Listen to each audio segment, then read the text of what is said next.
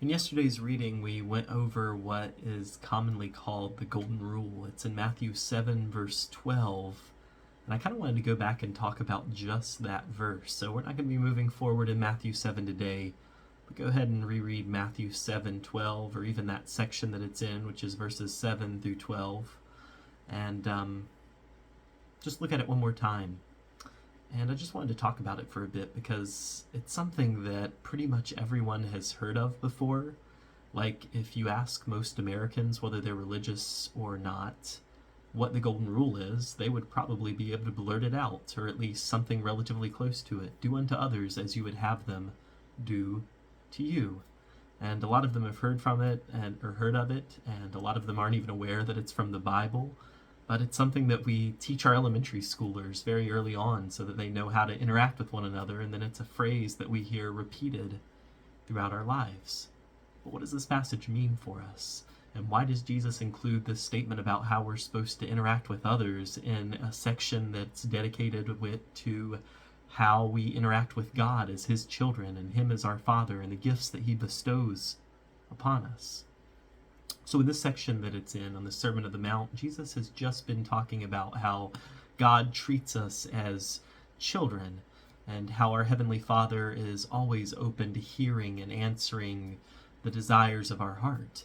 And Jesus affirms that the good Father, He answers His children by bestowing upon them the answer to their request with even better things than they could imagine. Kind of uses the line of reasoning that if an earthly father knows how to give his children good gifts, just imagine how much better God answers His children and how much better the gifts are that the Heavenly Father bestows upon them.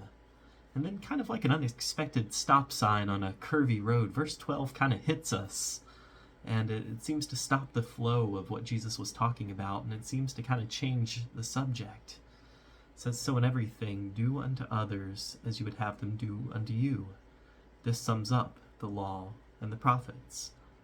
And if we just take it at face value, and in one sense it does sum up the law of the prophets, we might say to ourselves, well, I don't want people to murder me, so I'm not going to murder anyone. I don't want to be lied to, so I'm not going to lie to other people. I don't want to be cheated on, so I'm not going to cheat on my spouse. I mean, those are very surface level ways to take this passage. But if we just simply take it at such a surface level, I think we miss the beauty of what Jesus is calling His followers to do. And I think what He's doing here is He's calling His followers to bless their neighbors in the same way that they would hope to be blessed by others. So let's kind of think about the logical conclusion of this. If you were super hungry and you had to beg for food, what would you prefer people do for you? Would you prefer that they bring you a hot meal from a local restaurant? Or would you prefer that they just, buy the cheapest pack of crackers at the store checkout and toss them to you on their way out of the store? Imagine that you'd like that hot meal, but then why, when we provide for someone else's need, do we just go and, maybe if we're providing food for the homeless shelter, we go and buy the cheapest cans of corn and green beans we can find, or maybe we pick up a pack of Spam or Vienna sausages. It's always the cheapest things we can find to donate. Or why, when we see the person holding up the "Help, I'm Hungry" sign out in front of Walmart, why do we just buy the cheap pack of crackers or the cheap granola bar? That's not treating our neighbor the way that we would hope to be treated. Or if you were cold and stuck out in the rain, would you hope that some passerby just throws you a thin, cheap 99-cent poncho to maybe keep your upper half dry? Or would you hope that somebody in love and sacrifice would provide you a warm hotel room for the night, or maybe even more so, provide you a warm and safe place at their house that night? Yet we don't often do that kind of thing for others. And we oftentimes don't treat our neighbor truly how we would hope to be treated. But we can kind of start to change that when we begin to think, if I was in this situation in need, how would I hope that my friends would respond? How would I hope that my church would respond? How would I hope that even a stranger would respond? And then, with whatever way we hope others would respond to us, we try to begin responding to others in need in that way. It's a hard thing to do. We're naturally selfish. We're naturally weary of other people. We tend to assume the worst in their intentions.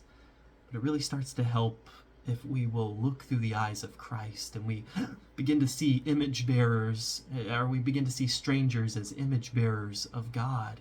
We begin to see them as infinitely valuable. We begin to see them as sons and daughters of the Maker who loved them enough to die for them, just like he loved us enough to die for us. And so when we begin to see the stranger as family, and when we begin to see them as having the same value to God as we do, and as we begin to see how valuable they are to God, that's when we begin to truly treat others the way that we would hope that they would treat us.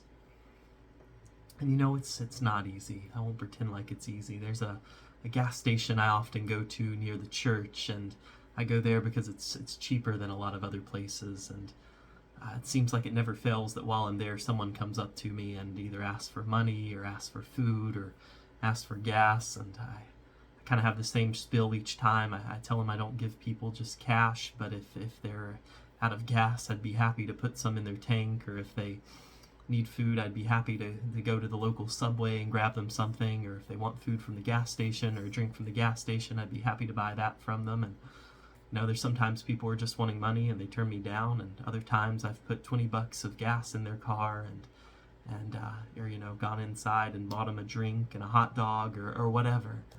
And you know, there's still times, even today I was there and I was tired after a long trip I had taken, and honestly didn't really have the money to spare for filling someone's tank up that day. And so I was thinking to myself as I was pumping my gas, I sure hope someone doesn't come up to me today. And I kind of had to check my heart, and no one did come up that day or today, but I had to check my heart and say, Lord, you know what, if you do happen to send someone for me to minister to today, then give me the heart and give me the words to say, because I'll gladly do it. But you know, once again, that was just even as I was preparing this little lesson, or even as I was thinking about it today, just kind of shows how wicked our hearts can be, or how wicked our thoughts can be, or how quickly we can forget the ways that God's blessed us. So we fight that by seeing others the way that God sees them. So think about that golden rule this week. Think about how you would hope that people would respond to you in certain situations, and try to respond in that same way.